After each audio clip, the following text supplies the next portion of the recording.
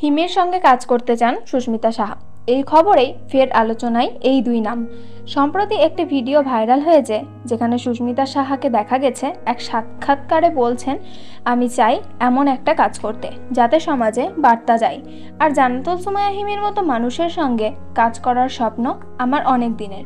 এই বক্তব্য ছড়িয়ে পড়ার পর সোশ্যাল মিডিয়ায় শুরু হয়েছে জল্পনা।